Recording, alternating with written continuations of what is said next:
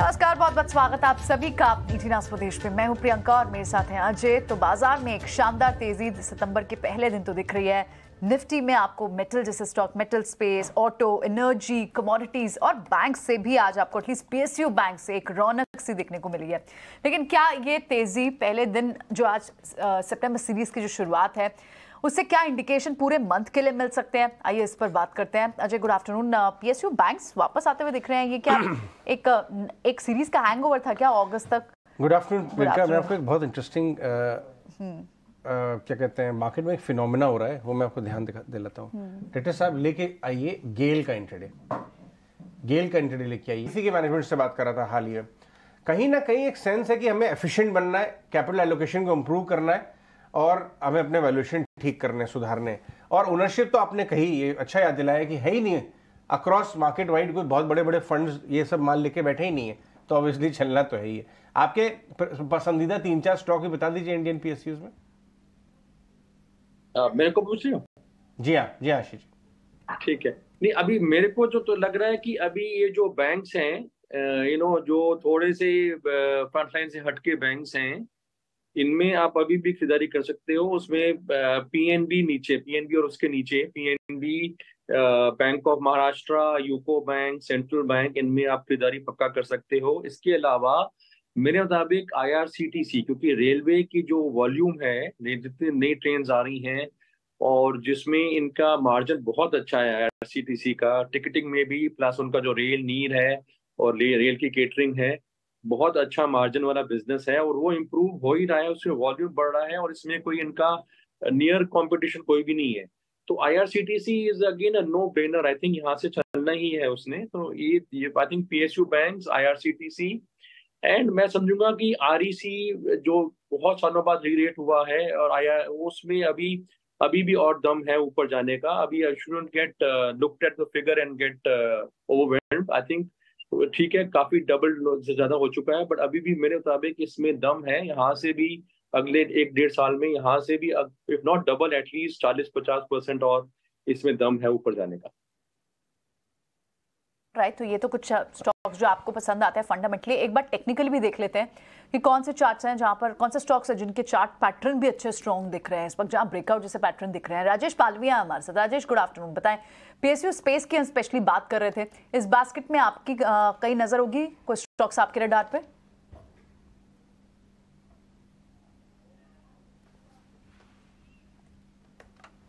राजेश, आप तक आवाज आ रही है? ओके राजेश, लग रहा है कुछ सुन तो रहे हैं। जी राजेश, बताइए, बोलिए।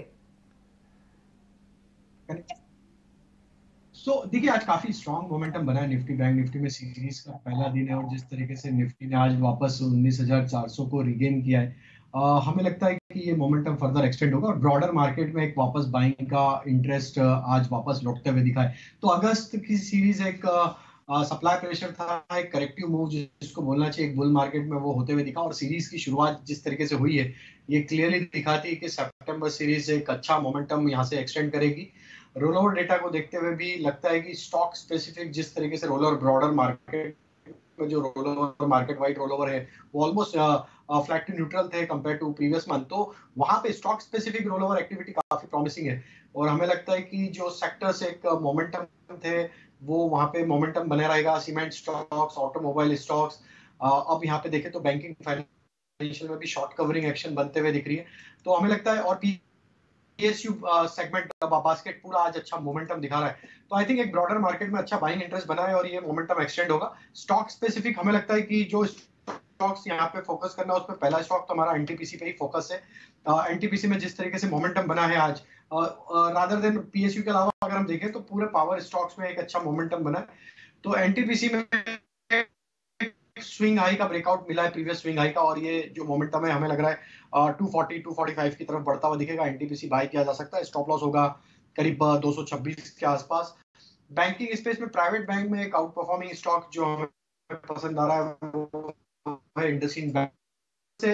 ये स्टॉक ने 1400 के लेवल को रिगेन किया है। अगर इसके वीकली डेली सेटअप देखें तो एक नैरो प्राइस रेंज का कंसोलिडेशन का ब्रेकआउट यहाँ पे आते हुए दिख रहा है। इंडसइंड बैंक में 1480 तक की अपसाइड हम एक्सपेक्ट कर रहे हैं। स्टॉप लॉस रखेंगे करीब 1395 का। और तीसरा स्टॉक जो हमें यहाँ पे पसंद आ रहा है वो है पेट्रोनेट एलएनजी का। एक करेक्टिव मूव के बाद पेट्रोनेट में अब यहाँ पे लोअर बैंड से अब एक रिकवरी का ट्रेंड यहाँ पे आते हुए दिख रहा है, और जिस तरीके से डेटा यहाँ पे बनते हुए दिख रहे हैं, हमें लगता है पेट्रोनेट एक अच्छा मोमेंटम यहाँ पे एक्सटेंड करते हुए दिखेगा। 235 तक की अपसाइड हमें लगता है पेट्रोनेट में बहुत जल्द आते हुए दिखेगी। स्टॉप लॉस जो रखना है वो करीब होगा 216 रुपए के आसपास। ठीक है, ये तो हुए आपके ट्रेड्स, और आपने भी एनर्जी पैक से ट्रेड्स लिए हैं, पावर और एनर्जी से, और साथ ही IndusInd bank private space bank लिया आपने। ठीक है, अब आगे बढ़ते हैं और हमारा खास सेगमेंट ऑप्शन का चैंपियन हमारे साथ निलेश जैन है, सेंट्रम ब्रोकिंग से आई, उनसे बात करते हैं। निलेश से उनका आज का ट्रेड समझते हैं। ऑलराइट निलेश, बताएं, गुड आफ्टरनून, क्या है आज का ट्रेड? Good afternoon Priyanka.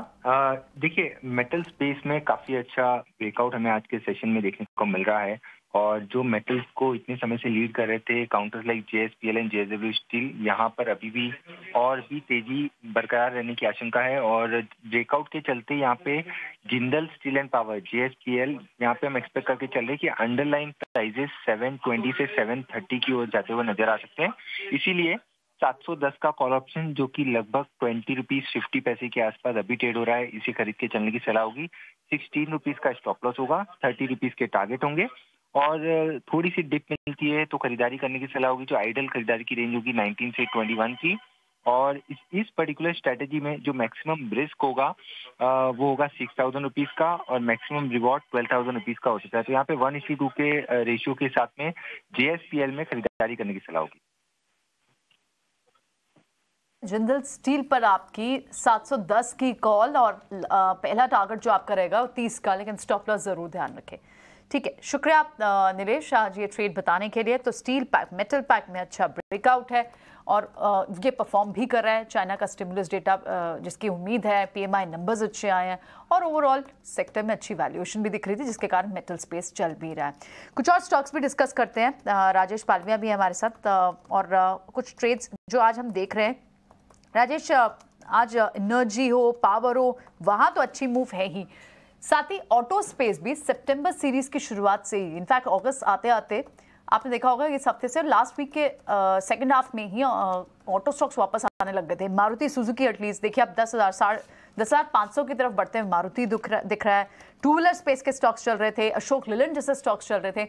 इस वक्त क्या ये इस पूरे स्पेस पर सितंबर सीरीज के लिए अच्छी बेट्स ढूंढी जा सकती हैं, क्योंकि जुलाई हो, अगस्त हो, थोड़े से सबड्यूड रहे हैं ऑटो काउंटर्स? तो देखिए प्रियंका जी, हमें लगता है मारुति में जो ब्रेकआउट बना है ये काफी इंटरेस्टिंग है, और इस बार देखें तो 10,000 के ऊपर फॉलो अप बाइंग एक्शन आते हुए देखिए हमने देखा था। आई थिंक 2 या 3 बार मारुति ने अटेम्प्ट किया 10,000 के लेवल को टच करने का, और वहां से प्रॉफिट टेकिंग बनी, लेकिन इस बार यहाँ पे फॉलो बाइंग, सस्टेन्ड बाइंग यहाँ पे 10,000 के लेवल के क्रॉस करने के बाद भी बनते हुए दिखी। तो ये एक बड़ा ब्रेकआउट मारुति के चार्ट पे आते हुए दिख रहा है, और हमें लग रहा है जिस तरीके से यहाँ पे शॉर्ट कवरिंग का मूव बना था आज के दिन की शुरुआत से ये एक्सटेंड होते हुए दिख सकता है, और 10,800 हमको लगता है कि नेक्स्ट टारगेट यहाँ पे मारुति में आते हुए दिख सकता है शॉर्ट टर्म में। तो मारुति हमारी प्रिफर्ड पिक रहेगी ऑटोमोबाइल में, 4 व्हीलर में। और दूसरा जो स्टॉक हमें पसंद आ रहा है वो है महिंद्रा एंड महिंद्रा का। ऑलमोस्ट स्टॉक अपने ऑल टाइम हाई ट्रेजेक्टरी के आसपास ही ट्रेड करते हुए दिख रहा है, और जिस तरीके के यहाँ पे डेटा सेटअप और चार्ट स्ट्रक्चर बने हुए ये स्टॉक में भी हमें लगता है कि एक मूव अनफोल्ड होते हुए दिखेगा, और ये 1660 1670 की तरफ एक्सटेंड होते हुए दिखेगा। तो हमें लगता है ऑटोमोबाइल, ऑटो एंसिलरी ये सेगमेंट पे बिल्कुल ध्यान रखना चाहिए। रोल ओवर एक्टिविटी काफी प्रॉमिसिंग है ऑटोमोबाइल स्टॉक्स में, और पिछले 2-3 महीने का भी सेटअप देखें तो सारे ही ऑटो और ऑटो एंसिलरी में एक सस्टेन्ड बाइंग इंटरेस्ट बना हुआ है, जो कि क्लियरली दिखाता है कि ये रैली यहाँ से फर्दर एक्सटेंड होते हुए दिखेगी। तो सितंबर सीरीज में ऑटोमोबाइल स्टॉक्स को बिल्कुल यहाँ पे बाय साइड के लिए रडार पे रखना चाहिए। एकदम ये 1600 की तरफ जा रहा है, एक नए रूट पे निकल पड़ी है गाड़ी, अगर मैं ये कह सकूं तो। लेकिन गाड़ी से याद आया कि आज एक नई गाड़ी आई है। आशीष जी, आपको तो याद होगा, आप तो दिल्ली के हैं, हम भी नॉर्थ के ही, हमारा दिल तो अभी भी दिल्ली में ही है। रॉयल एनफील्ड, क्या रॉयल गाड़ी है, राजा गाड़ी कहते हैं इसको। इसकी आपने कॉलेज में चलाई है, ये बताइए सबसे पहले। नई वाली रॉयल एनफील्ड मैंने चलाई, मैंने चलाई नहीं, but definitely I am aware of it. मैंने राइड किया हुआ है इसके ऊपर, I mean not as a this thing but back उस पे, but definitely it's a great great vehicle. And तो आज definitely you're इन्होंने right. अपनी रिवैम्प्ड रॉयल एनफील्ड क्लासिक वाली जो है वो लॉन्च किया। इसमें खास बात किया, मैंने थोड़ी रिसर्च की कि इनका लुक जो है एकदम रेट्रो है, वही पुरानी जैसी बुलेट मेरी जहाँ, आपको याद है कि ऐड आता था। लेकिन इसकी जो इंजन है, एफिशिएंसी है, वो सब इन्होंने एकदम न्यू एज कर दिया। हाई माइलेज, एफिशिएंट इंजन, वो सब एकदम हार्ले और ट्रायम्फ को मैच करते हुए, जो कि इनके कंपेटिटर्स ने लॉन्च किए अभी।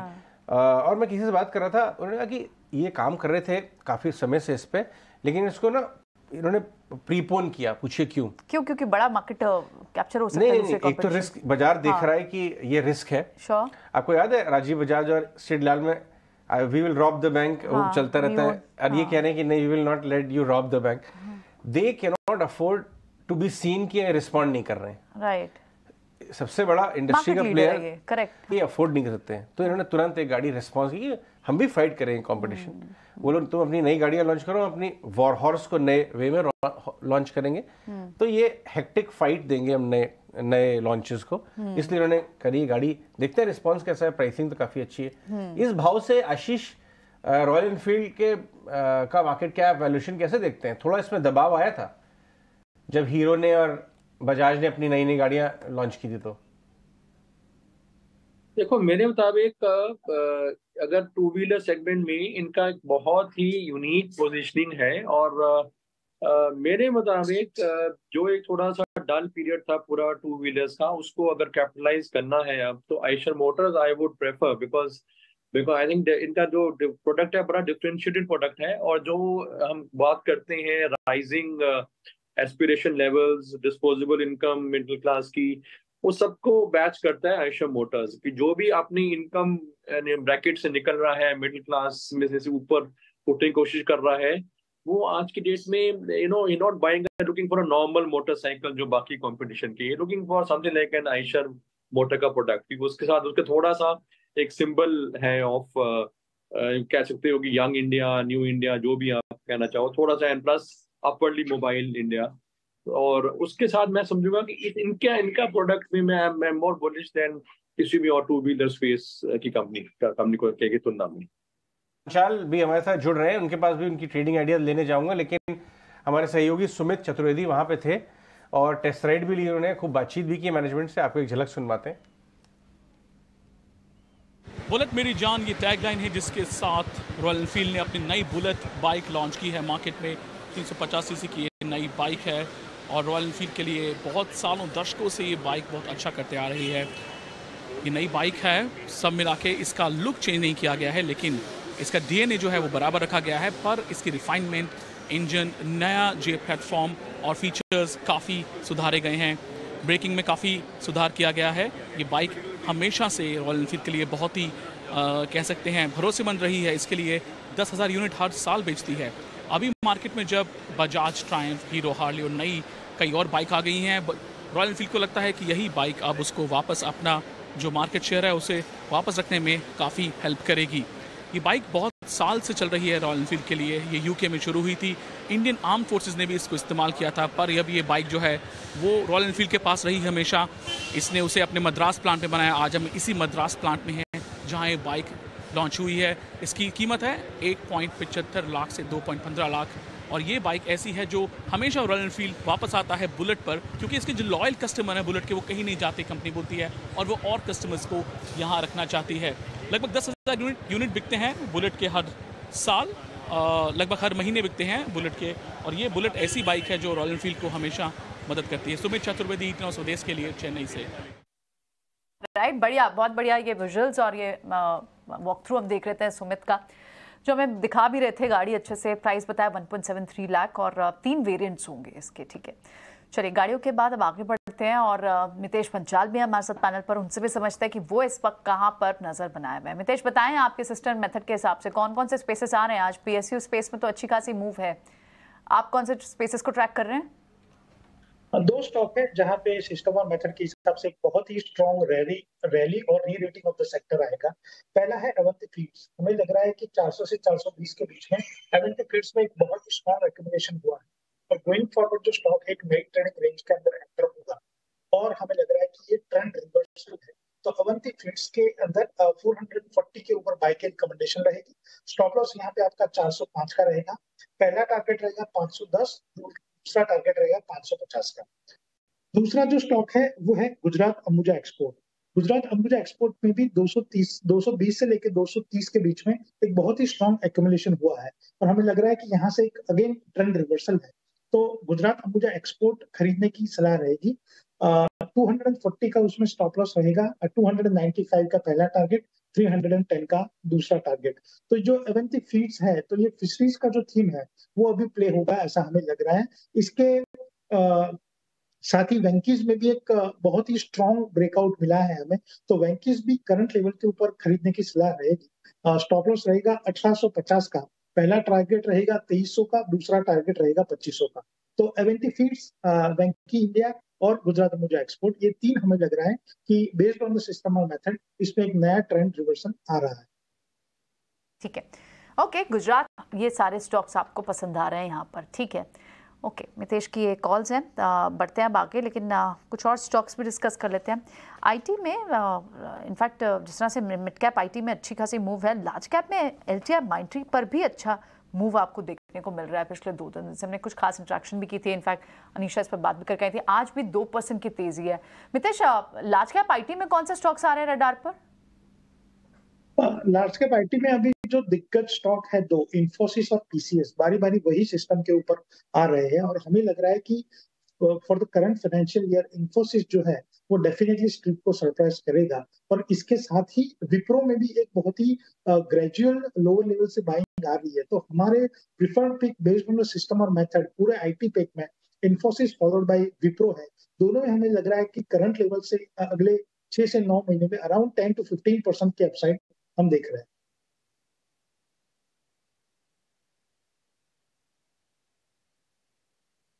ये तो हो गया लार्ज कैप आईटी के ऊपर आपका व्यू, लेकिन मैं रियल एस्टेट स्टॉक्स के बारे में आपसे बात करूंगा। मितेश, ये जितने भी Mumbai based real estate stocks हैं, गोदरेज प्रॉपर्टीज, ओबरॉय रियल्टी, लोधा, मान इंफ्रा, इन सब के जरा चार्ट्स आप 1 महीने के चेक करके रखिए, क्योंकि ये जो स्टोरी है वो मुंबई के रियल एस्टेट मार्केट के ऊपर है, जहां रिकॉर्ड ट्रांजैक्शन हो रहे हैं। हम लौटेंगे और आपसे स्टॉक चेक लेंगे, बट मीनवाइल अभी चलते हैं अनुराग के पास, जो बता रहे हैं कि रियल एस्टेट मार्केट में जो मुंबई के इतनी आग क्यों लगी हुई है, बताइए।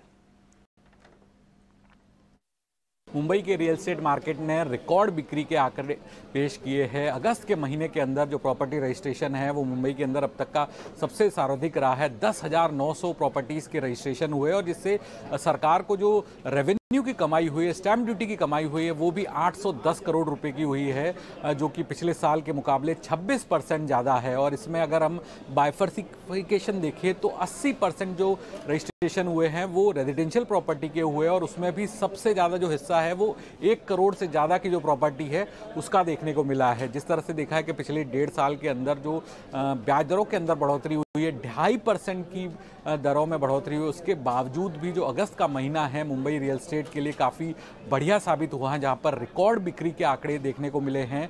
10,900 प्रॉपर्टीज़ के रजिस्ट्रेशन हुए और इसके बाद जिस तरह से फेस्टिव सीजन शुरू होने वाला है तो वहां पर डेवलपर्स कई सारे ऑफर्स लेके आ रहे हैं और गणपति से लेकर दशहरे से लेकर दिवाली तक डेवलपर्स के द्वारा कई ढेर सारे ऑफर्स दिए जाएंगे। और जिस तरह का एक ट्रैक्शन देखने को मिल रहा है मुंबई के रियल एस्टेट में, तो उम्मीद की जा रही है कि आगे भी जो ये मोमेंटम है वो बना रहेगा।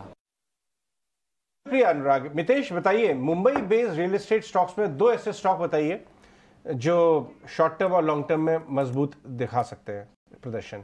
ठीक है, सबसे पहला तो undoubtedly Oberoi realty 1000 level cross करने के बाद अजय जी जो रफ्तार पकड़ी है स्टॉक में, अगर आप कोई भी चार्ट पैटर्न लगा लो, आवरली लगा लो, डेली या वीकली, तो एवरी टाइम जब भी स्टॉक एक डाउनफॉल में आया है, हल्का सा करेक्शन आया है, तो वहां पे डेफिनेटली एक बाइंग हुई है। तो हमें लग रहा है कि सबसे पहला जो पसंदीदा काउंटर रहेगा, जो आपने 4 चॉइस दी है उसमें, तो उसमें से ओबरॉय रियल्टी रहेगा। 1050 के स्टॉप लॉस से डेफिनेटली करंट लेवल के ऊपर लेना चाहिए। यहाँ से री-रेटिंग डेफिनेटली ऑन द कार्ड है। पहला 1450 का टारगेट, दूसरा 1600 का टारगेट। बहुत एग्रेसिव टारगेट हम लोग इसलिए रख रहे हैं क्योंकि हायर टाइम फ्रेम के ऊपर ये ब्रेकआउट देखने के लिए मिले हैं। दूसरा जो स्टॉक पसंदीदा है वो है लूडा, दैट इज मैक्रोटेक डेवलपर्स। लूडा के अंदर भी जो 600 10 के ऊपर जो एक स्ट्रॉन्ग ब्रेकआउट हमें मिला है, उसमें भी इफ यू नोटिस 650 के ऊपर एक बहुत ही स्ट्रॉन्ग जो है मोमेंटम इसमें आया है और करंट लेवल के ऊपर डेफिनेटली खरीदने की सलाह रहेगी। हमें लग रहा है कि 750 से लेके 800 का इमीडिएट टारगेट और अल्टीमेटली 950 का टारगेट अगले 6 से 9 महीने में आएगा। तो पसंदीदा काउंटर्स है ओवरऑल रियलिटी एंड लोड। चलिए वापस आते हैं जेंटलमैन, हमारे साथ बने रहिए, लौटेंगे हम और स्टॉक आइडियाज और BTST ट्रेड्स और तमाम चीज़ों में बातचीत करेंगे। और समीर भी आएंगे हमारे साथ, दिल्ली में एक और बढ़िया पॉलिसी बन रही है उसकी डिटेल झलक लेके, लेकिन इस छोटे से ब्रेक के बाद।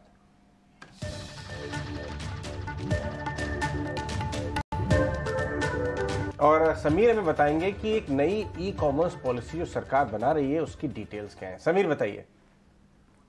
लंबे समय से इंतजार की जा रही नेशनल ई-कॉमर्स पॉलिसी तैयार है, बहुत जल्द ये जारी की जाएगी। लेकिन सूत्रों की माने तो इस पॉलिसी को जारी करने से पहले एक अंतिम समीक्षा बैठक होने जा रही है। सूत्रों की माने तो ये समीक्षा बैठक की अध्यक्षता खुद प्रधानमंत्री नरेंद्र मोदी करेंगे।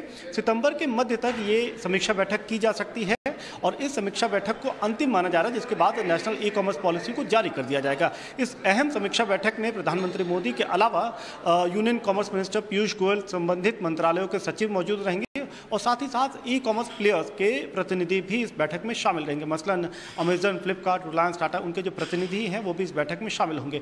जो पूरी नेशनल ई-कॉमर्स पॉलिसी है वो कुछ प्रमुख पिलर्स पे आधारित है। सबसे पहले जैसे कि प्राइवेट लेबल्स को डिस्करेज करना। अगर किसी ई-कॉमर्स एंटिटी का किसी प्रोडक्ट में विशेष दिलचस्पी, इंटरेस्ट है और वो उसको अपने प्लेटफॉर्म पर बेचने का, प्राइवेट लेबल के जरिए बेचने की उसके अभी तक की कोशिश रही है, उसको डिस्करेज किया जाएगा, उसको मंजूरी नहीं दी जाएगी। ठीक इसी तरीके से जो ई-कॉमर्स के नियमों का उल्लंघन, वो उसको ध्यान रख करके ये नेशनल ई-कॉमर्स पॉलिसी तैयार की गई है। मसलन जो डीप डिस्काउंटिंग या इस तरीके के सेल ऑफर जो रहते हैं उसको बहुत वायलेटेड उसमें नहीं हो सकता, वायलेशन नहीं हो सकता, उसका भी ध्यान इस नेशनल ई-कॉमर्स पॉलिसी के जरिए रखा जाएगा। ये भी देखा जाएगा कि जो प्रोडक्ट ई-कॉमर्स प्लेटफॉर्म के जरिए बिक रहा है उसमें ज़्यादा जिम्मेदारी सेलर की होगी, ना कि मार्केट प्लेस की। इस तरीके के जैसे फॉल बैक लायबिलिटी भी होगी। इस तरीके से पूरा खाका तैयार किया गया है जहाँ पर ग्राहकों के हितों की रक्षा की जाए। नेशनल ई-कॉमर्स पॉलिसी के जरिए जो एक्सपोर्ट मिशन है, ई-कॉमर्स का जो एक्सपोर्ट का सरकार लक्ष्य देख रही है साल 2030 तक तकरीबन 200 से 300 US बिलियन डॉलर का, उसको भी हासिल करना चाहेगी। तो इस नेशनल ई-कॉमर्स पॉलिसी का लगभग तैयार कर लिया है। अंतिम समीक्षा बैठक माना जा रहा है प्रधानमंत्री मोदी करेंगे और उसके बाद ये ई-कॉमर्स पॉलिसी को जारी कर दिया जाएगा। तो इसी महीने आनी है ये नेशनल ई-कॉमर्स पॉलिसी। ठीक है, शुक्रिया आप समीर ये सारी जानकारी बताने के लिए। ठीक है, कुछ और स्टॉक्स भी लेते हैं और क्योंकि सेक्टोरल वाइज हम देख रहे हैं कि यहाँ पर BSE स्टॉक्स, PSU स्टॉक्स काफ़ी अच्छे चल रहे हैं। तो आज पूरे दिन के ट्रेड में और हमने देखा भी कि फाइनेंशियल्स जो कि लास्ट मंथ और पिछले 2-3 महीनों से 2 क्वार्टर से इनफैक्ट कहना चाहिए लगातार दिख रहे हैं, वो आज थोड़ी सी कम बैक कर रहे हैं। तो राजेश, इनफैक्ट राजेश और मिथिलेश दोनों है हमारे साथ। मिथिलेश से सवाल लेती हूँ मैं। मिथिलेश, थोड़ा सा सबड्यूड रहे बेस्ट ऑफ द ये 2 लास्ट 2 क्वार्टर्स में कंसर्न था कि शायद इनके best of the nims are behind us और इन्फ्लेशनरी प्रेशर। अभी फिलहाल बैंक्स का ट्रेंड कैसा दिख रहा है, बैंक्स और फाइनेंशियल्स का? देखिए, जहाँ तक PSU बैंक का सवाल है, हमारे हिसाब से डेफिनेटली बहुत ही स्ट्रॉन्ग री रेटिंग इसमें हो गई है। और अभी आप देखेंगे तो छोटे मझोले बैंक्स है जो PNB है in terms of price, PNB है या बैंक ऑफ बड़ौदा है या फेडरल बैंक है या स्टेट बैंक ऑफ इंडिया है, इसमें एक बहुत ही स्ट्रॉन्ग रैली गोइंग फॉरवर्ड देखने के लिए मिलेगी। तो शायद सितंबर सीरीज में अगर पूरे बैंकिंग क्षेत्र में कोई सरप्राइज हमें कर सकता है तो वो PSU बैंक्स है। और पिकिंग ऑर्डर में उसमें अगर बहुत ही स्ट्रॉन्ग सरप्राइज अगर प्राइस एक्शन के हिसाब से हमको मिलेगी तो वो मिलेगी बैंक ऑफ बड़ौदा से, followed by state bank of India से। तो हमें लग रहा है कि सितंबर सीरीज के लिए with the entire banking pack ये दो जो है वो डार्क हॉर्स की तरह उभर के आएंगे। 220-230 का हमारा लक्ष्य है बैंक ऑफ बड़ौदा में यहाँ से गोइंग फॉरवर्ड। और हमें लग रहा है कि डेफिनेटली करंट लेवल के ऊपर बैंक ऑफ बड़ौदा को खरीदना चाहिए। बैंक ऑफ बड़ौदा आपको यहाँ पसंद आता है। एक बार राजेश से भी समझता है। राजेश, आपने तो खैर इंडसइंड बैंक लिया, प्राइवेट बैंक, लेकिन PSU बैंक्स पे अगर आपको कोई स्टॉक रडार पे रखना हो जहाँ लगता है कि मूव्स मिल सकती हैं, काफ़ी शॉर्ट रहा इनमें और प्रेशर भी रहा है, लेकिन मिड कैप PSU में कुछ पॉकेट्स तो चली हैं, लेकिन स्टॉक्स लाइक SBI या फिर फॉर दैट मैटर दूसरे लार्जर बैंक्स, बंधन बैंक, BSU, BOB जैसे स्टॉक्स, कैनरा बैंक जैसे स्टॉक्स, इन पे किस तरह का ट्रेंड दिख रहा है अभी? कोई काउंटर ऐड करेंगे आप?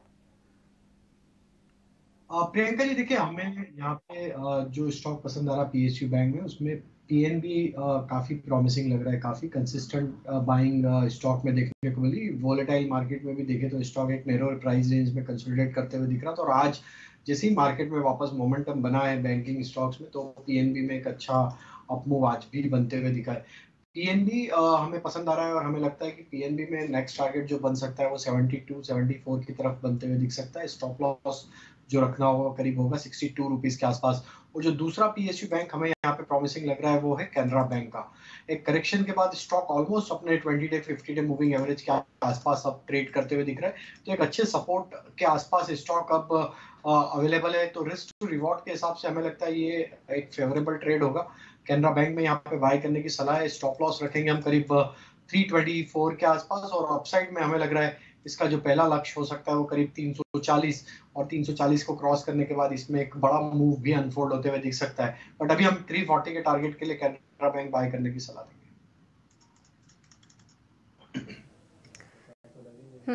तो 340 के टारगेट्स यहाँ पर देखने को मिल सकते हैं कैनरा बैंक में।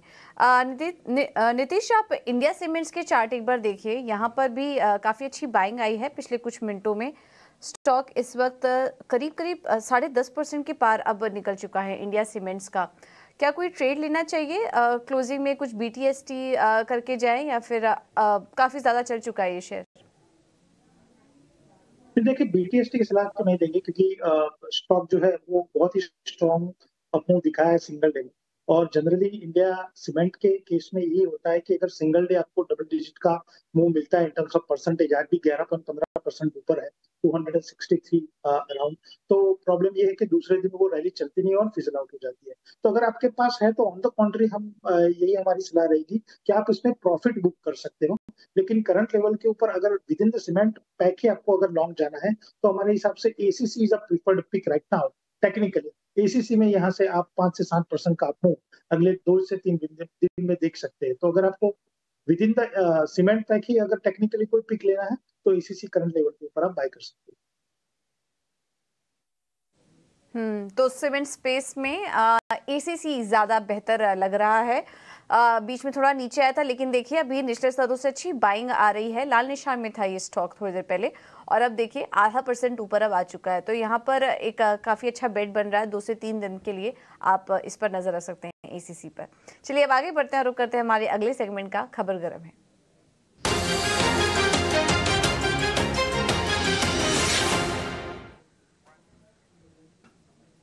और हमारे साथ सौमित जुड़ चुके हैं। सौमित, बताइए क्या इस समय लेटेस्ट अपडेट और कौन सा स्टॉक एक्शन में रहने वाला है?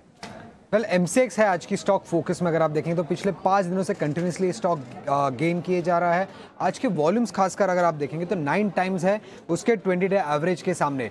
अब कल कंपनी ने अपना first round of mock trading conduct किया था, एक सक्सेसफुल राउंड था, कोई भी ग्लिचेस फाउंड नहीं हुए थे। कंपनी जो नया सॉफ्टवेयर बनाया है उसको इंप्लीमेंट करने के लिए ये मॉक ट्रेडिंग हो रहे। कल पहला राउंड था जिसमें कोई भी ग्लिचेस नहीं हुए थे।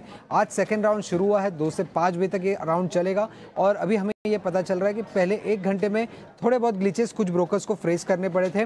जो ऑर्डर्स उन्होंने पंच किए थे वो एक्सचेंज तक डिलीवर नहीं हो रहे थे। तो ये एक इशू या ग्लिच आया था एमसीएक्स के नए सॉफ्टवेयर पे, जो ब्रोकर्स ने रिपोर्ट कर दिया है एक्सचेंज पे, और एक्सचेंज इस पे काम करेगी। बट ये एक ग्लिच आया था। अब अगर आगे जाके और भी कुछ राउंड्स हो सकते हैं अब मॉक ट्रेडिंग के, क्योंकि ये ग्लिच आया है, और अगर आगे जाके ग्लिचेस नहीं आते हैं तो ही ये सॉफ्टवेयर इंप्लीमेंट किया जाएगा। अब ये सॉफ्टवेयर इंप्लीमेंटेशन काफ़ी इंपॉर्टेंट है कंपनी के लिए। काफ़ी टाइम से एक ओवरहैंग बना है कंपनी के शेयर प्राइस पे, क्योंकि जितना भी डिले होता है ये सॉफ्टवेयर इंप्लीमेंटेशन, उसके वजह से कंपनी की जो कॉस्ट है वो 125 करोड़ से बढ़ जाता है प्रति क्वार्टर। तो ये जो सॉफ्टवेयर है ये इंप्लीमेंट होना काफ़ी इंपॉर्टेंट है। और आज के राउंड में थोड़े बहुत ग्लिचेस पहले घंटे में देखने को मिले थे, तो आगे चल के हमें और ट्रैक करना पड़ेगा कि कैसे नेक्स्ट 2 आवर्स का ट्रेडिंग कैसा हुआ है, क्योंकि मिले थे कुछ ब्रोकर्स को।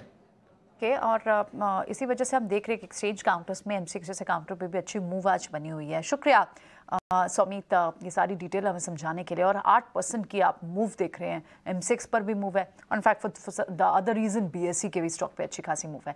लेकिन अब क्योंकि मार्केट क्लोज होने में अब सिर्फ आधा घंटा रह गया, लगभग आधे घंटे से भी कम समय रह गया, और उसके बाद है वीकेंड पे आपकी तैयारी कैसी होनी चाहिए? अब पूरे हफ्ते काम करने के बाद आपको वीकेंड पे बड़े स्ट्रेस बस्टर कौन कौन सी मूवीज देखकर मिल सकता है, वो बताने के लिए हमारे साथ प्रशांत स्टूडियो में बनाया। प्रशांत, देखिए मैं तो बहुत डिपेंडेंट होती हूँ कि आप क्या क्या बताने वाले हैं, क्योंकि मैं अपना वीकेंड प्लान करूंगी इस हिसाब से। बिल्कुल, और मैं कहूँगा कि ये वीकेंड जो है वो कंटेंट के मामले में इतना मजबूत है, मैं थक गया कंटेंट देखते देखते, ये हाल हो गया मेरा, क्योंकि तमाम दर्शकों तक प्रतिक्रिया पहुंचानी थी, लेकिन एक कंज्यूम किया, दूसरा उससे भी बेहतरीन, तीसरा उससे भी बेहतरीन। तो इनमें से कहते हैं ना कि सागर में से मोती चुन के, तो 3 मोती मैं आपके दर्शकों के लिए चुन के लाया, ठीक है। तो बड़े पर्दे पर जो फिल्म रोशनी देगी वो है लव ऑल। हमारे आपके सबके चहीते के मेनन, जिन्हें हमने स्पेशल ऑप्स, फर्जी, तमाम सीरीज में और बड़ी फिल्मों में देखा है, उनकी एक बहुत प्यारी सी फिल्म लव ऑल, जो कि एक बैडमिंटन प्लेयर के स्ट्रगल के बारे में है, पिता पुत्र के संबंधों के बारे में है, वो रिलीज हुई। मुझे बहुत ऐसा लग रहा था कि ठीक है ये आम स्पोर्ट्स ड्रामा होगी, लेकिन क्या खूबसूरत सी फिल्म बनाई है। सुधांशु शर्मा इसके डायरेक्टर हैं। बहुत ही प्यारी फिल्म, मैं कहूँगा अपने बच्चों को लेकर जाइए, उन्हें ये फिल्म देखकर अपने सपनों में यकीन, अपने संघर्षों को समझना। बहुत प्यारी सी नेचुरल स्ट्रेट फॉरवर्ड फिल्म है। खेल में पॉलिटिक्स और बाकी चीज़ें हमने देखी हैं, लेकिन ग्राउंड लेवल पर कितनी तकलीफें होती हैं और एक परिवार उससे कैसे जूझता है, उसको बखूबी दिखाया। बहुत अच्छी फिल्म है, ये आपके लिए बड़े पर्दे पर ज़रूरी से देखनी चाहिए। दूसरी तरफ एक वेब सीरीज जिसका लंबे अरसे से इंतजार था, अब्दुल करीम तेलगी के स्टाम्प घोटाले पर बनी हंसल मेहता की स्कैम 2003। जी हाँ, ये वेब सीरीज आ चुकी है और कहते हैं ना कि अपने ही प्रोडक्ट में कहीं और आगे जाकर हंसल मेहता और तुषार हीरानंदानी ने एक अलग दुनिया रची है। और इसमें सबसे खास बात यह है कि इस किरदार में गगन देव रियार ने मतलब मानो अपनी आत्मा झोंक दी है। आपको इस सीरीज के डायलॉग और बाकी चीजें सब याद रह जाएंगे, लेकिन सबसे ज्यादा याद रह जाएंगे ये जो एक्टर आप देख रहे हैं, गगन देव रियार इनका नाम है। मतलब लगेगा कि तेलगी को उन्होंने अपने आत्मा बना ली है। गजब की सीरीज है, जरूर देखी जानी चाहिए। इसके अलावा तीसरी एक सीरीज और है, Neeraj Pandey, Baby, special ops और हम अ वेडनेसडे, इस तरह की तमाम जो कहानियां देख रहे हैं, नीरज पांडे एक बार फिर आए हैं वैसे ही एक जासूसी और होस्टेज ड्रामा लेके। और इस फिल्म का नाम, इस सीरीज का माफ कीजिए, नाम है द फ्रीलांसर। बेहतरीन सीरीज है, मजा आएगा अगर आपने बेबी, स्पेशल 26, स्पेशल ऑप्स, अ वेडनेसडे, इस तरह का पूरा कंटेंट आपने अच्छे तरीके से देखा है, तो ये इसमें और दायरा जोड़ती है। तो प्रियंका, ये सारी चीजें, और तीनों मैंने कहा एक से बढ़कर एक, मतलब और आपने बातें इतनी सारी बोल दी हैं कि बहुत ही बेहतरीन। तो अब तो ऐसा लगने वाला है कि इसके लिए समय 4-5 घंटे निकालने ही पड़ेंगे, क्योंकि सीरीज को तो आप 4-5 घंटे से कम देख ही नहीं सकते। बिल्कुल बिल्कुल। और चूंकि मैं आज आपके साथ हूं, तो हम मेरा एक शो है स्वदेश टॉकीज, उसके समय में परिवर्तन हुआ है, तो इस शो के जरिए जाते जाते मैं वो समय बता दूं। आज लव ऑल का मैं डिटेल्ड रिव्यू उसमें करने वाला हूं। इसके अलावा बॉलीवुड ने किस तरह से बिजनेस के मामले में कमबैक किया वो बताएंगे। जाने माने गायक मुकेश की हम एक बहुत ही अच्छा ट्रिब्यूट उन्हें देने वाले हैं, और केदारनाथ, काई पोचे, और इसके साथ ही चंडीगढ़ करे आशिकी, इस तरह की फिल्में बनाने वाले अभिषेक कपूर का एक खास इंटरव्यू भी होगा। तो बड़ा कैप्सूल जो है ये आधे घंटे का, आज शाम 5:30 बजे। चलिए, तो बहुत अच्छा टीज आपने कर दिया हमारे व्यूअर्स के लिए कि आज भी आपके लिए बहुत सारा एंटरटेनमेंट का डोज है, और वीकेंड पर तो आपके लिए ये एंटरटेनमेंट डोज होना ही चाहिए, जिसके लिए आपको समय निकालना होगा। शुक्रिया प्रशांत, ये सारी इन्फॉर्मेशन देने के लिए। चलिए बढ़ेंगे आगे। तो ये तो बात हुई एंटरटेनमेंट की, लेकिन एट द सेम टाइम इस एंटरटेनमेंट का जहां फर्क पड़ता है जिन स्टॉक्स पे, उनको भी डिस्कस कर लेते हैं। और पीवीआर आइनॉक्स के स्टॉक को लेकर आते हैं, क्योंकि अगर बड़े पर्दे पर सिल्वर स्क्रीन पे बड़ी मूवीज इस हफ्ते, एक बताई भी हमें प्रशांत ने, अगले हफ्ते तो गोल पोस्ट और है, जवान जैसी मूवीज आने वाली हैं। अभी तो फिलहाल ज्यादा मूव नहीं देख, लेकिन पीवीआर आइनॉक्स का स्टॉक 1800 की तरफ बढ़ते हुए अब दिखाई दे रहा है। अच्छी मूव चल रही है इसने। राजेश, थोड़ा सा क्या ब्रीदर ले रहा है स्टॉक? बात ऐसी लग रही थी कि शायद 2000 की रैली लगेगी इसमें। तो प्रियंका जी देखिए, ट्रेंड तो इसका बुलिश ही है, और जिस तरीके से इसके स्ट्रक्चर बने ये क्लियर दिखाता है कि ये अप ट्रेंड में स्टॉक है, और थोड़ा पोजिशनली रुकेंगे तो बिल्कुल 2000 के टारगेट भी इसमें आते हुए दिखेंगे। वीकली चार्ट पे देखें तो क्लियरली एक अप स्लोपिंग चैनल में ट्रेवल करते हुए दिख रहा है, तो हमें लगता है बने रहना चाहिए यहाँ पे। थोड़ा सा पोजिशनल नजरिया रखेंगे तो इसमें 1950-2000 तक की अपसाइड बिल्कुल आते हुए दिखेगी। करंट लेवल से छोटी मोटी गिरावट में ऐड किया जा सकता है। स्टॉप लॉस जो रखने होंगे वो करीब 1700 के आसपास के स्टॉप लॉस रखेंगे। ठीक है, तो ये है पीवीआर से जुड़ी राय आपके लिए। इस बीच इंडियन होटल्स के स्टॉक पर एक बार नज़र डालते हैं। स्टॉक सुबह से ही हल्के लाल निशान में था, लेकिन उसके पहले हमने देखा था कि काफ़ी अच्छी तेज़ी इंडियन होटल्स ऑलरेडी दिखा चुका था। बीच में थोड़ा निचले स्तर पर आया, लेकिन अब फिर आखिरी कुछ मिनटों में यहाँ पर बाइंग नज़र आ रही है। नीतीश क्या करना चाहिए, नीतीश माफ़ कीजिएगा, नीतीश क्या करना चाहिए इंडियन होटल्स पर? इंडियन होटल्स जो आज आप बहुत सारी तेजी देख रहे हो उसमें अनफॉर्चुनेटली पार्टिसिपेट नहीं कर रहा है, लेकिन हमारे हिसाब से 419 के ऊपर एक स्ट्रॉन्ग ब्रेकआउट आ गया है और कल के दिन या परसों के दिन with in the next 2 days शायद this is the stock which will post a very strong gain. तो आज का हमारा इवन बीटीएसटी कंटेंडर भी जो है वो इंडिया होटल्स ही है। हमें लग रहा है कि 419 के ऊपर एक स्ट्रॉन्ग ब्रेकआउट मिला है और हाफ एन आवर और आवली चार्ट के ऊपर वो सस्टेन भी हुआ है। तो डेफिनेटली आज का हमारा बीटीएसटी स्टॉक ये रहेगा। बीटीएसटी सेगमेंट में जब आएगा तब मैं टारगेट और स्टॉप लॉस दूंगा, लेकिन डेफिनेटली ये स्टॉक जो है वो अगले 1 या 2 दिन में बहुत ही स्ट्रॉन्ग अपमूव दिखाएगा। तो करंट लेवल के ऊपर खरीदने की सलाह। ठीक है, तो ये है व्यू इंडियन होटल्स पर, और करंट लेवल्स पर भी आप खरीदारी करके चल सकते हैं स्टॉक में। डीसीएम श्रीराम, इस स्टॉक को हमने सुबह हाईलाइट भी किया था। स्टॉक अब आ चुका है 109% ऊपर, करीब 12% की मजबूती डीसीएम श्रीराम दिखा रहा है। राजेश, आप यहाँ पर क्या कोई ट्रेड देख रहे हैं स्टॉक में? तो पूजा जी देखिए, स्टॉक ने ऑलमोस्ट एक अपर सर्किट को भी हिट किया था और वहां से थोड़ा सा कूल ऑफ एक्शन देखने को मिला है, लेकिन आज के सेशन में अगर देखें तो जिस तरीके से डेली वीकली टाइम फ्रेम पे एक ब्रेकआउट यहाँ पे बनते हुए दिखा है और वॉल्यूम एक्शन भी काफी इंकरेजिंग है, तो हमें लग रहा है कि ये ब्रेकआउट जो बना है इसके फॉलो अप बाइंग एक्शन हमें अगले वीक में भी आते हुए दिखेगी। इसके लिए इमीडिएट जो पड़ा हुआ है हायर साइड पे वो करीब 1100-1110 की रेंज में है। अगर वो लेवल अब क्रॉस होते सरपास होते हैं तो नेक्स्ट टारगेट इसके जो बन सकते हैं वो करीब 1220 तक भी आते हुए दिख सकते हैं। करंट लेवल पे भी होल्ड किया जा सकता है, बाय किया जा सकता है। स्टॉप लॉस जो रखना है वो होगा करीब 1010 के आसपास का। श्रीराम, आज सुबह से इस काउंटर में अच्छी मूव है, 11-11.5% की तेजी, और अभी भी राजेश को यहाँ से लगता है कि ये होल्ड कैंडिडेट है, इसे आप अभी भी कैरी फॉरवर्ड करके जाएं। ठीक है, चलिए कुछ और काउंटर्स भी देखते हैं, और इनफैक्ट 3:15 हो गए तो बीटीएसटी ट्रेड्स भी ले लेते हैं। जिस तरह की तेज़ी आज एक्सचेंज काउंटर्स में है, क्या ये कैरी फॉरवर्ड काउंटर्स हैं Mithilesh? In fact not just some of the counters, BSC हुआ, एमसीएक्स हुआ, in fact for that matter BHEL जैसे काउंटर्स हुए, क्या इन्हें कैरी फॉरवर्ड करना चाहिए, राइट करें इस पे अभी? देखिए, इंट्राडे में ही इसमें इतनी अच्छी बढ़त आई है तो डेफिनेटली बीटीएसटी के लिए थोड़ा रिस्क रिवॉर्ड व्यू पॉइंट से थोड़ा फेवरेबल नहीं होगा। तो पहला जो स्टॉक है मेरा बीटीएसटी का, जो मैंने अभी जिक्र किया, वो इंडिया होटल है। 419 रुपए के स्टॉप लॉस से लेना है। पहला टारगेट 430 का, दूसरा होगा 435 का। दूसरा जो स्टॉक हमें अच्छा लग रहा है वो है LIC housing finance.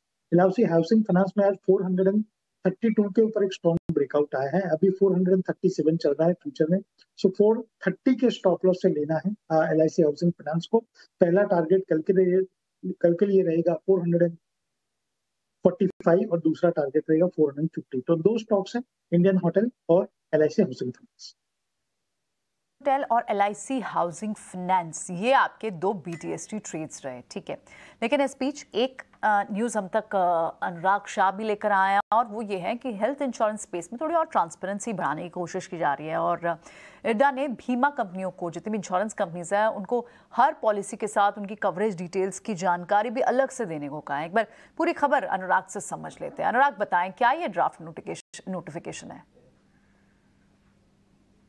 Insurance regulator IRDA के द्वारा एक ड्राफ्ट एक्सपोजर जारी किया गया है जो कि हेल्थ इंश्योरेंस पॉलिसी से जुड़ा हुआ है, जिसमें ग्राहकों को, पॉलिसी होल्डर को एक सेपरेट इन्फॉर्मेशन शीट प्रोवाइड की जाएगी, और सेपरेट इन्फॉर्मेशन शीट के अंदर जो 5 डिटेल्स है वो अलग से पॉलिसी होल्डर को दी जाएगी, जिससे उनकी पॉलिसी से जुड़ी हुई ट्रांसपेरेंसी है, ग्राहकों को पता लग पाए। जो सेपरेट इन्फॉर्मेशन शीट होगी उसमें सबसे पहला पॉइंट होगा इंश्योरेंस पॉलिसी की डिटेल, इंश्योरेंस का जो प्रोडक्ट है उसकी डिटेल, वो पॉलिसी इंडेमनिटी पॉलिसी है, फिक्स बेनिफिट पॉलिसी है है, किस तरह की पॉलिसी जो ग्राहक को ऑफर की गई है। दूसरा जो पॉइंट होगा वो है सम एश्योर्ड से जुड़ा हुआ, यानी जो सम एश्योर्ड है वो फ्लोटर पॉलिसी के अंदर तहत कितना है या फिर इंडिविजुअल पॉलिसी है, उसमें जो हर पॉलिसी होल्डर है, हर मेंबर है पॉलिसी का, उसको कितना सम एश्योर्ड है ये बताया जाएगा सेपरेट इन्फॉर्मेशन शीट के अंदर। तीसरा है पॉलिसी कवरेज, वो जो पॉलिसी कवरेज है उसमें क्या क्या चीज़ें इंक्लूड है, क्या क्या चीज़ एक्सक्लूडेड है, वो सेपरेट तौर पे साफ तौर पे एक शीट पे बताया जाएगा। चौथी चीज़ जो है क्लेम प्रोसीजर से जुड़ी हुई, कि अगर क्लेम प्रोसीजर किस तरह से ग्राहक पॉलिसी होल्डर को फॉलो करना है वो डिटेल दी जाएगी। वहाँ पे उसका वेब लिंक जो है मेंशन किया जाएगा, जहाँ पर तमाम जानकारी जो है वो पॉलिसी होल्डर को मिल पाए। और पांचवा जो पॉइंट है वो है ग्रीवेंस से जुड़ा हुआ, यानी अगर आपकी पॉलिसी से जुड़ी हुई कोई भी शिकायत है, क्लेम से जुड़ी हुई शिकायत है, सेटलमेंट से जुड़ी हुई शिकायत है, तो ग्रीवेंस से जुड़ी हुई, ओम्बुड्समैन से जुड़ी हुई जानकारी दी जाएगी। तो ये IRD के द्वारा ड्राफ्ट एक्सपोजर जारी किया है, जिसका मकसद यही है कि जो पॉलिसी होल्डर है हेल्थ इंश्योरेंस के अंदर, कई बार ग्राहकों को, पॉलिसी होल्डर को अपनी पॉलिसी से जुड़ी हुई जानकारी पता नहीं होती है, उसमें क्लैरिटी नहीं होती है, तो एक सेपरेट इन्फॉर्मेशन शीट होगी जो इंश्योरेंस कंपनी के द्वारा भी साइन की जाएगी और पॉलिसी होल्डर के द्वारा भी पॉलिसी लेने से पहले साइन की जाएगी, जहाँ पे एक ही पेपर के अंदर ये 5 बिंदुओं के जरिए तमाम जो डिटेल है सिंगल जगह पे बताई जाएगी ग्राहक को। तो फिलहाल इस खबर को आप ट्रैक करें पूरा। अनुराग आपसे अपडेट लेते रहेंगे। शुक्रिया ये नोटिफिकेशन हमें समझाने के लिए भी। बढ़ेंगे आगे और इनफैक्ट क्योंकि खबर ये BSE से जुड़ी हुई थी और BSE के हम काउंटर में आपसे बात भी कर रहे थे कि किस वजह से पिछले 2 दिन से आपको अच्छी खासी मूव दिखी है। 750 के लेवल से BSE का स्टॉक अब लगभग 1000 के ऊपर चला गया है। और एक खास रिपोर्ट भी आई है HDFC सिक्योरिटी की, जिसमें कहा है कि FNO का data on the expiry days surge होकर 11% तक BSE की एक्सचेंज पे देखने को मिला है। एक इनफैक्ट ये पूरी कॉन्वर्सेशन में बहुत हद तक बात रिफ्लेक्शन में आई थी जब BSE के CEO सुंदररामन राममूर्ति ने हमसे खास बातचीत में बात की थी कि वो डेरिवेटिव सेगमेंट का वॉल्यूम बढ़ाने में पूरा जोर दे रहे हैं। एक बार आपको आइए, एक बार वो रिएक्शन फिर से सुनवा देते हैं। हमारा फोकस एरियाज जो भी हम काम कर रहे हैं उसमें वाइब्रेंसी लाना, यही एक सेंटेंस में बोलना है तो यही हमारा उम्मीद है, यही दिशा में हम जा रहे हैं। इस दिशा में जब जा रहे हैं हम लोग ये देख रहे हैं कि कौन सा एरिया में हम अभी हैं। पहला तो इक्विटी डेरिवेटिव्स में हमारे पास कुछ वॉल्यूम्स पहले था ही नहीं, तो इसीलिए हम उसमें थोड़ा सा ध्यान दिया। मेंबर लोग जिसके सेवा में हम बैठे हैं, जिसकी सेवा के लिए हमें इधर नियुक्त किया गया है, उनसे हमने पूछा कि आप लोगों को क्या प्रोडक्ट चाहिए, कैसा प्रोडक्ट चाहिए, क्या क्या तौर तरीका उसमें होना चाहिए। उन लोगों को सुन के उनको जो कहना है उसकी हिसाब से हम सेंसेक्स 30 को रीलॉन्च किया। उसका सफलता थोड़ा बहुत अभी दिखने लग रहा है, अर्ली डेज से, तो और दिन बाकी है और देखना पड़ेगा। मेरे ख्याल से जितना सहयोग मेरे को मिल रहा है ये प्रोडक्ट सक्सेसफुल हो ही जाएगा। तो वो पहला हमारा कदम था। दूसरा एरिया ऑफ कंसंट्रेशन हमारे लिए इक्विटी है। कैश इक्विटी में अभी हमारा जो मार्केट शेयर जो बोलते हैं वो बस 7-6% रह रहा है, तो हमें उसको थोड़ा आगे ले जाना है। अगर 10% तक उसको खींच लिया, हमें ये मानना है कि वो अपने आप आगे बढ़ेगा। उसके लिए जो भी मार्केट में डोमेस्टिक इंस्टीट्यूशनल इन्वेस्टर्स है उनके साथ जाके हम बातचीत कर रहे हैं और थोड़ा बहुत इधर ऑर्डर फ्लो आ जाए, थोड़ा इसमें लिक्विडिटी और बढ़ जाए, इसके हिसाब से थोड़ा 10% तक हम ले जाएंगे इसको। उसके बाद अपने आप ये चलने लगेगा। हम तो टिक प्राइस का चेंज लाया था, वो आपको पता होगा, उसका थोड़ा सा हम असर देख रहे हैं, वो पॉजिटिव असर है, वो अच्छा लग रहा है हमें। और आगे जो भी मार्केट हमें करने के लिए इजाज़त देता है वही हम करते जाएंगे। बिल्कुल, तो ये थे BSE के MD और CEO से हमारी खास एक्सक्लूसिव चर्चा हुई थी। और डेरिवेटिव सेगमेंट में उन्होंने हमें पहले ही इस बात की जानकारी दे दी थी और उसके बाद से हम देख रहे हैं कि BSE के स्टॉक में शानदार तेज़ी देखने को मिली। 6% ऊपर लगातार यहाँ पर एक रनअप बना हुआ है इस स्टॉक में। BSE पर ही राय ले लेते हैं। राजेश, क्या व्यू बन रहा है आपका इस वक्त? चार्ट्स कैसे लग रहे हैं आपको? ब्रेकआउट देखने को मिला स्टॉक में और ऑलमोस्ट अब ये ऑल टाइम हाई ट्रेजेक्टरी पे ही ट्रेड करते हुए दिख रहा है। जिस तरीके से यहाँ पे अगर हम वीकली चार्ट देखें तो ऑलमोस्ट एक वी शेप रिकवरी होकर उसका ब्रेकआउट यहाँ पे आते हुए दिखा है। तो ये स्टॉक में जो ब्रेकआउट बने अब ये फर्दर नेक्स्ट टारगेट जो यहाँ पे इंडिकेट होते हैं वो करीब आना चाहिए 1250-1300 तक के। तो थोड़ा सा पोजिशनल नजरिया है, लेकिन छोटी मोटी गिरावट में इसको अब ऐड करते रहना चाहिए। स्टॉप लॉस जो होंगे वो डिप्स में बाय करने के करीब होंगे 1065 के आसपास के। जब तक कि 1065 के ऊपर बना हुआ है, छोटी मोटी गिरावट में इसको ऐड ही करना है। 1300 तक के अपसाइड हमें लगता है पोजिशनल बेसिस पे आते हुए दिख सकती है। राजेश, अभी आखिरी कुछ 10 मिनट रह गए, कोई और स्टॉक है जो कि आपके रडार पर आ रहा है ट्रेड लेने के लिए? तो पीएसयू सेगमेंट में और मेटल स्पेस को अगर हम देखें तो यहाँ पे हमें सेल काफ़ी पसंद आ रहा है। SAIL Steel Authority of India, ये जिस तरीके से आज मोमेंटम दिखा रहा है, हमें लगता है यहाँ पे 105 रुपए तक के नेक्स्ट लक्ष्य आते हुए दिख सकते हैं। तो सेल को बाय करने की सलाह। स्टॉप लॉस होगा करीब 95 रुपीज़ के आसपास। जो दूसरा स्टॉक हमें यहाँ पे पसंद आ रहा है वो है जीएनएफसी का। स्टॉक में देखें तो पिछले 3-4 ट्रेडिंग सेशन से एक अच्छा बाइंग इंटरेस्ट बनते हुए दिखा, और जिस तरीके की आज मोमेंटम बने जीएनएफसी में, इसने एक मल्टीपल सप्लाई जोन का ब्रेकआउट डिसाइसिवली किया है। तो जीएनएफसी के अपसाइड के टारगेट हम प्रोजेक्ट करें 640-645 तक के। स्टॉप लॉस रखेंगे करीब 615 का। और तीसरा स्टॉक जो हमें पसंद आ रहा है वो है सीमेंट स्पेस से, और उसमें हमें लगता है रैमको सीमेंट को यहाँ पे फोकस में रखना चाहिए। जिस तरीके से वीकली क्लोज आ रही है, ऑलमोस्ट 3 वीक का एक कंसोलिडेशन, नैरो कंसोलिडेशन रेंज का ब्रेकआउट करते हुए दिख रहा है, और most of the cement stock आज अच्छी लाइमलाइट में भी है। रैमको सीमेंट में हमें लग रहा है ये टारगेट 920-930 की तरफ आते हुए दिख सकते हैं। स्टॉप लॉस रखना होगा करीब 874 के आसपास। सीमेंट स्टॉक्स में अच्छी तेजी भी है। थोड़ी देर पहले हम इंडिया सीमेंट्स पर भी चर्चा कर रहे थे, और नितेश को एसीसी पसंद आ रहा था, और अब राजेश जी की भी राय है रैमको सीमेंट्स में खरीदारी करके आप चल सकते हैं। बीटीएससी ट्रेड यहाँ पर दिखाई दे रहा है। लिंडे इंडिया, नितेश एक बार इसके भी चार्ट्स देखिए, काफ़ी अच्छी तेज़ी नज़र आ रही है, और आखिरी के कुछ मिनटों में अच्छी बाइंग आज फिर दिखी। और आज ही नहीं, पिछले 1 महीने से हम देख रहे हैं केमिकल स्टॉक्स में जिस तरह से तेज़ी बनी हुई है। ये स्टॉक करीब 1600 अंकों से ज़्यादा चल चुका है पिछले 1 महीने में ही लिंडे इंडिया का। मुनाफा बुक कर लेना चाहिए इन स्तरों पे ट्रेडर्स को, या फिर अभी भी और तेज़ी के लिए बने रह सकते हैं स्टॉक में? सबसे पहले तो लिंडे इंडिया में 5500 के ऊपर एक बहुत ही स्ट्रॉन्ग ब्रेकआउट मिला था, और वो सस्टेनेबल है। तो हमारे हिसाब से यहाँ पे पार्शियल प्रॉफिट बुकिंग करना चाहिए, क्योंकि स्टॉक जो है वो अप ट्रेंड में है, और हमारे हिसाब से 7000 टू 7200, 7000 से लेके 7200 तक के टारगेट्स अगले 1 से 3 महीने में आ सकते हैं। क्योंकि ये स्टॉक 3 महीने में बहुत ही स्ट्रॉन्ग चला है, तो कहीं ना कहीं एक कंसोलिडेशन जोन हमको, या कंसोलिडेशन फेज में जाएगा, तो थोड़ा गोइंग फॉरवर्ड एक रेंज बाउंड ट्रेड हो सकता है। लेकिन डेफिनेटली पार्शियल प्रॉफिट बुकिंग करने की सलाह रहेगी। अराउंड 50% ऑफ द पोजीशन आप यहाँ पे बुक कर सकते हो। 50% आप राइड करो 7000 टू 7200 के लिए, जो हमें लग रहा है कि अगले 1 से 3 महीने में आएगा। ठीक है, थोड़ा सा प्रॉफिट बुक करें, और वाकई बड़ा वेल्थ क्रिएटर रहा है ये, काफ़ी पैसे बने हैं स्टॉक में। ठीक है, लेकिन दूसरे स्टॉक्स की बात करते हैं, स्पेशली सितंबर सीरीज के लिए कुछ और पॉसिबल अच्छे ट्रेड्स की बात करते हैं। राजेश, टीवीएस मोटर के एक बार चार्ट चेक करके देखें, क्योंकि एक तो एफएनओ काउंटर भी है, इसके लिए रीजंस रहेंगे क्योंकि फेस्टिवल सीजन आ रहा है, और टू व्हीलर स्पेस में हमने अच्छी मोमेंटम में जब भी हिस्टोरिकल ट्रेंड देखा है, फेस्टिवल से पहले अच्छा रहता है।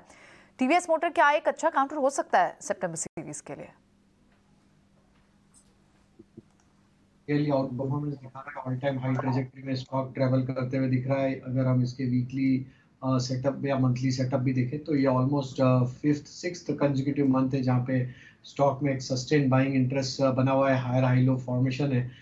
टीवीएस मोटर का अप ट्रेंड हमें लगता है कंटिन्यू रहेगा फर्दर, क्योंकि हम ऑटोमोबाइल स्पेस में स्टिल बुलिश है, और हमें लगता है कि ये स्पेस आगे आने वाले महीनों में भी एक अच्छा प्रदर्शन दिखा सकती है। तो ऑटोमोबाइल सेगमेंट में बस यस, बिल्कुल टीवीएस मोटर को होल्ड रखना चाहिए, डिप्स में ऐड करें, स्टॉप लॉस रखें 1410 का। अपसाइड का टारगेट टीवीएस मोटर में पोजिशनली 1550-1600 तक भी आते हुए दिख सकते हैं।